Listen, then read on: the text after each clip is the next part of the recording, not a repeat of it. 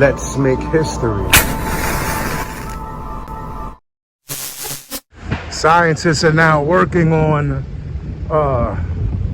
building these electronic backpacks, which are little circuit boards, tiny microchips that are fitted onto the back of beetles and various insects, and they plan to develop the technology to be able to use them for search and rescue missions, and like when there's a disaster area where humans aren't able to access, they can send the beetles in and kind of survey what's going on before we actually get a chance to do so ourselves. In Hong Kong, like many humid, densely populated cities across the world, you're never too far away from cockroaches. They are resilient, adaptable, and seemingly indestructible. But I've come to this part of the city to find a different kind of insect. They make up over 70% of all animals on Earth.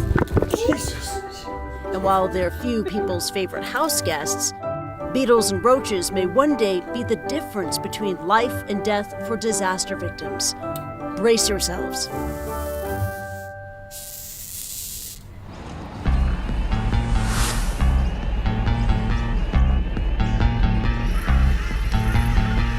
When I was really little, I had a great fascination with bugs. Since working on this project, it kind of inspires some kid thing in you that's just really fun to work with beetles. Lachlan, or Lockie Fitzgerald, is an honors student in biorobotics at the University of Queensland. Instead of building insect-mimicking robots, he's harnessing millions of years of evolution by modifying the insects themselves. Lockie is working under Dr. T. Tang Vaudoin to help him fulfill his dream of an army of search and rescue cyborg insects. I think the cockroach is an amazing platform for not only robotics, but also for biomechanics study because they can withstand a harsh condition. Tiny circuit boards are attached to the beetles in the form of an electronic backpack that can be controlled remotely. Here's how it works. First, the beetles get an ice bath as an anesthetic. Then, Lockie performs beetle surgery to attach the electronic backpacks. Just placing the PCB with double-sided tape onto the back of the insect. So, how do the beetles feel about all this? The science is out on whether or not they're actually conscious beings, but even after the surgery has done and we have been controlling them, they live just as long as any other insect in our aviary, I suppose you would call it. So I don't think they mind per se. Pushing forward. Once plugged in, electrical pulses to the insect's antennae via the backpack tell it which direction to go. So we've connected the insect to the power source. We can see a left turn, a right turn, left turn. We'll see an increase in speed there, faster. The beauty of a biohybrid system is that only when it leaves the desired path that we want it to be on do we intervene. There is an ethical debate around using insects in this field of research, and Lockie understands why some people might have qualms about playing Frankenstein for science. I think it's a valid concern to have, but I think the potential for this technology to save lives in an urban disaster, it really outweighs any hesitancy you might have towards our fields. It's the insect's incredible agility and ability to adapt to any terrain that Lockie says gives them an edge over robotics in search and rescue.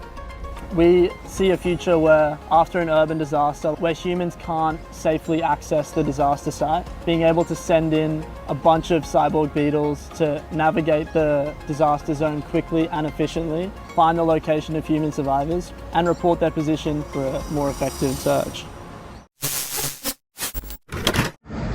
So this could be huge, could definitely save lives, and something that's insignificant or seemingly insignificant as an insect can be used for a greater purpose than what it's initially intended for.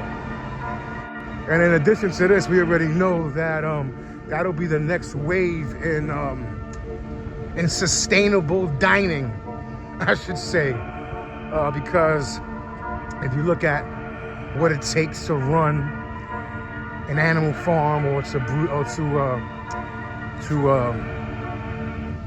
to manage a farm or animals in general. It's a lot more space, a lot more time, a lot more money, and a lot more effort than if you use insects, which is also a rich source of protein. So this is already in motion. They're grinding the insects into like a powdery substance and using it to make hamburgers, faux steaks, etc.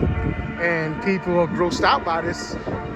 You know, can't blame them, but it's said that they're actually tasteless, so you can make it taste like whatever. So